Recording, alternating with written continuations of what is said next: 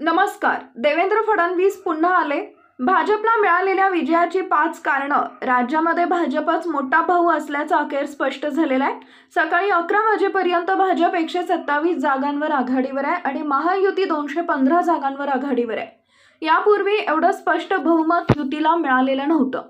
राज्यात भाजप मोठा भाऊ असल्याचं भाजप नेते प्रवीण दरेकर यांनी म्हटलंय. एवढंच नाही तर मुख्यमंत्री म्हणून देवेंद्र फडणवीसांचं नाव दरेकरांनी पुढे केलेलं आहे. राज्यात भाजपला एवढ्या मोठ्या संख्येनं जागा मिळाल्यानं भाजपचाच मुख्यमंत्री होईल असं दिसतंय. 2014 मध्ये भाजपनं 122 जागांवर विजय मिळवला होता, तर 2019 मध्ये 105 जागा भाजपनं जिंकल्या होत्या. भाजपनं 2014चा रेकॉर्ड मोडत 127 जागांवर आघाडीला घेतलाय. भाजपच्या इतिहासातला हा मोठा विजय आहे. मतमोजणी अखेर भाजपला किती जागा मिळतात हे पाहणं महत्त्वाचं असणार आहे. लाडकी बहीण योजना.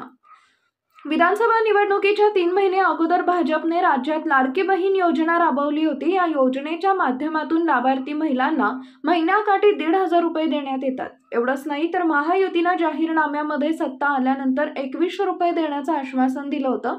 त्याचा फायदा भाजप आणि पर्यायानं महायुतीला झालाय. एक है तो सेफ है. उत्तर प्रदेशचे मुख्यमंत्री योगी आदित्यनाथ यांनी महाराष्ट्राच्या निवडणुकीत बटेंगे तो कटेंगे हा नारा दिला होता. देशाचे पंतप्रधान नरेंद्र मोदी यांनी या घोषणेमध्ये बदल करून एक है तो सेफ है असा नारा दिला. यातच हिंदू मतांचं केंद्रीकरण करण्याचा भाजपचा प्रयत्न यशस्वी झाल्याचं दिसून येतंय. ओबीसींचा पाठिंबा आणि जरांगेंचा तो निर्णय राज्यामध्ये मागच्या 1.5 वर्षापासून मनोज जरांगे यांचं मराठा आरक्षण आंदोलन पेटलेलं आहे. या आंदोलनामुळे राज्यात ओबीसी आणि मराठा अशी दरी बघायला मिळाली. भाजपनं जरांगेंच्या मागण्या मान्य केल्याच नाहीयेत, त्यामुळे कुठंतरी ओबीसी समाज समाधानी होता, त्याचा फायदा झाला. शिवाय मनोज जरांगे यांनी निवडणूक न लढवण्याचा घेतलेला निर्णय महायुतीच्या पथ्यावर पडलेलाच दिसतंय. नवीन अपडेट मिळवण्यासाठी आता लगेच आपल्या चॅनलला सबस्क्राईब करा. धन्यवाद.